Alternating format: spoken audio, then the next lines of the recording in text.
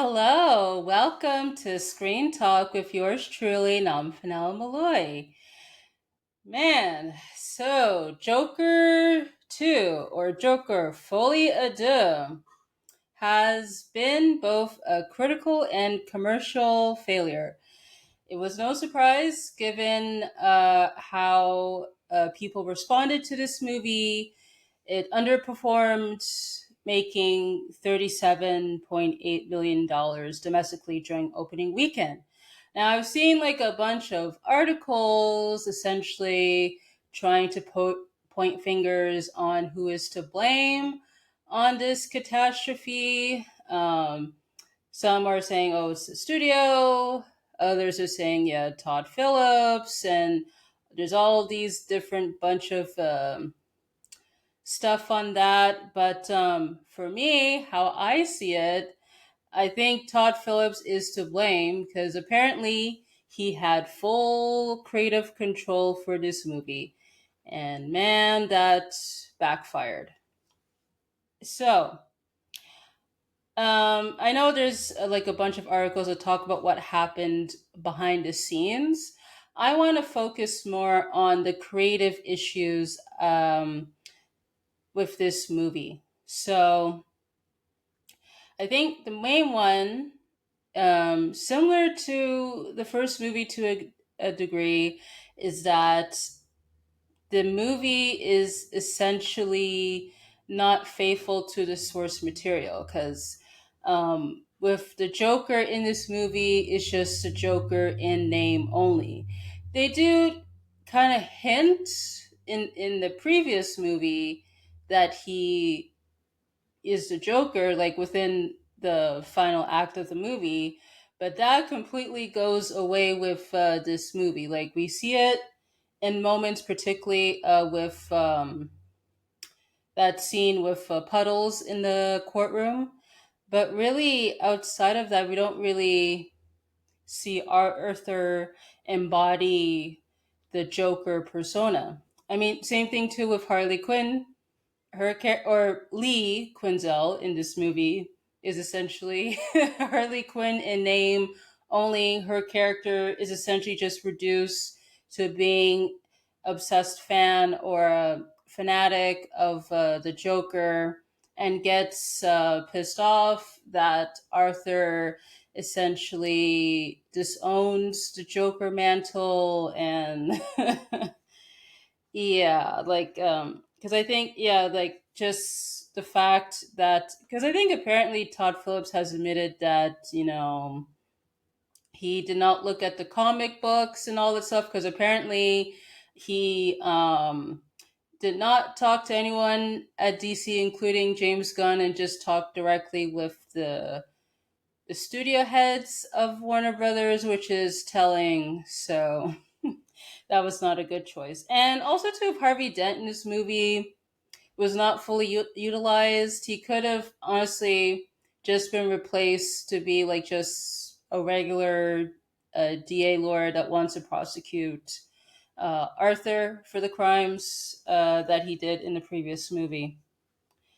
But yeah, that's one of the main issues that were apparent to me with this movie. Also, to another issue is the musical aspect. The choice to do a musical for this movie was just pointless because the songs did not move the plot forward. I felt they were just there for the sake of, and they felt more like karaoke as opposed to evoking the characters' feelings. And yeah, like and with the music choices with the old songs that they chose, I just felt they didn't quite work for me because if they were going to do the jukebox musical, it could have been reinvented to instead of just doing karaoke essentially. So yeah, like there was nothing special about the musical aspects of this movie. And funny enough, it was not the worst aspect of the movie. Another issue I had it was this movie was very exposition heavy because essentially events from the first movie kept being retold through the courtroom scenes, but also too with the animation sequence at the beginning, which I'll be honest, I didn't really see a point to that animation sequence except what just to foreshadow what happens to Arthur towards the end. I just didn't get the point of that at all. But yeah, because I think that's why it just felt boring at times because they were just retelling the audience what happened in the previous movie, which we did not need to know. That's so since we knew that prior in the first movie, did not need to be retold again in this one. And also, too, as a final issue I had was the character arcs. As I said with Harley, like essentially like she lies to Arthur, essentially is a fan of the Joker and all this stuff. And she kept saying throughout the movie that, oh, we're going to build a mountain. I do not get what she meant by that. I don't know if she meant like, oh, that her and Arthur are going to start a family together, or if it's just an expression to say that we're going to create chaos. I did not get the point of that every time she kept saying that throughout the movie. With Arthur, man, it's it's like they rewrote, retcon his character essentially in this movie. Because I don't know, it's very like wishy washy, like with him going back and forth to being Arthur and the Joker. I think really the true moment of Joker we had was in the courtroom scene when he's interrogating Puddles. But yeah, and also to the fact that because in the first movie he gets dehumanized because of being mistreated with it by his co-workers, essentially being mistreated by society, which led him to you know having his outburst towards the end of the first movie. Here he after he like essentially pokes fun of the guards during a courtroom scene. The guards decided to take him away to the showers, and it's implied that he gets assaulted by them, which left him very severely like traumatized and dehumanized.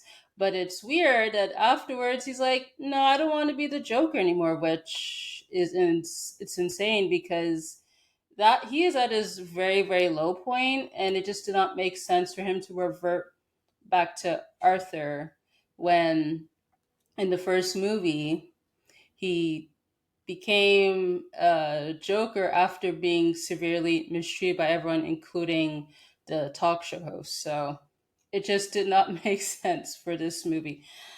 And yeah, the ending is a terrible ending. Like it did not. First off, the bomb that happens in the courtroom, it just came out of nowhere. Did not make sense. And him getting killed off by an inmate just felt cheap.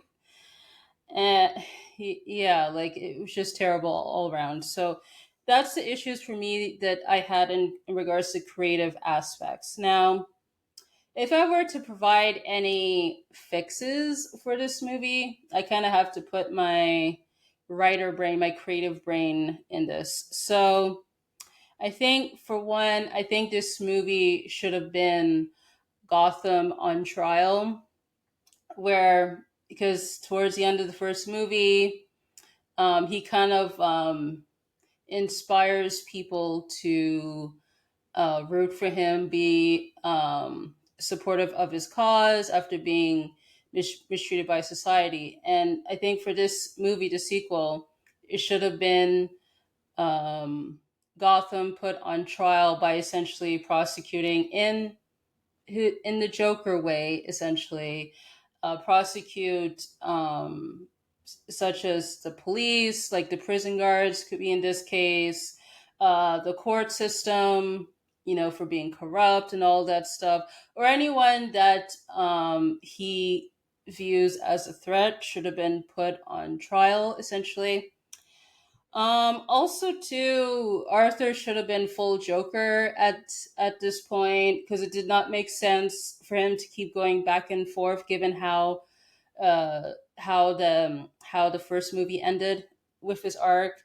There could have been uh, Arthur dealing with trying to battle like his humanity, where let's say like with Harley Quinn, since she's a fan of the Joker, she could like influence Arthur to fully embrace being the Joker, while Sophie, even though in the first movie establishes that they never like fully interacted in real life, maybe she could have like a bigger role in this movie instead of the cameo, where I don't know, like she could maybe influence Arthur to be Arthur, essentially, despite the heinous crimes that he commits, and maybe that could inspire like a tension between Harley and Sophie, where perhaps maybe Harley views Sophie as a threat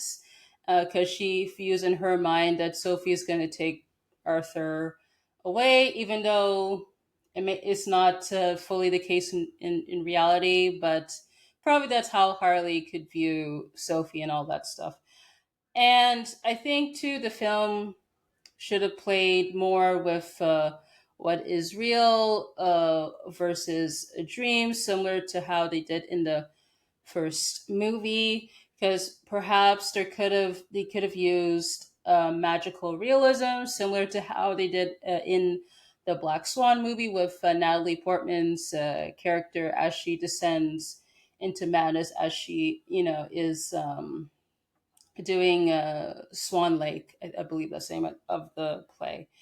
And if we're going to keep the musical aspects, it should have been original songs, and they could be told through Arthur's perspective, since the film follows him and his arc essentially, where and the songs could fully show Arthur express his emotions, um, as in reality, like he can't fully express them, and all that stuff because he's not a reliable character and all that stuff. Plus, too, he's kind of shy, so he uses song to communicate through his emotions, and maybe the songs could play around with it could be entirely in his head, or there could be a balance of the two, but maybe it could use magical realism to showcase Arthur's perspective and all that stuff. And I think for the ending, um, maybe have Arthur kill himself, because perhaps maybe he realizes that his version of society is crumbling, it's not sustainable, and all that stuff. So he decides to, I don't know, to kill himself, I suppose. That would be my proposal for the ending. Not like with whatever with the ending that they chose with the actual movie. But yeah, that's pretty much my thoughts on Joker 2. What issues stood out to you for this movie? How would you propose to fix this movie? Let me know in the comments section. Also, too, if you want to follow me on social media, I have the links in the description. And if you want to support me in the channel, you could visit my Buy Me a Coffee link, which is in the description, where you could donate. So I want to say thank you so much for tuning in, and hope to catch you next time.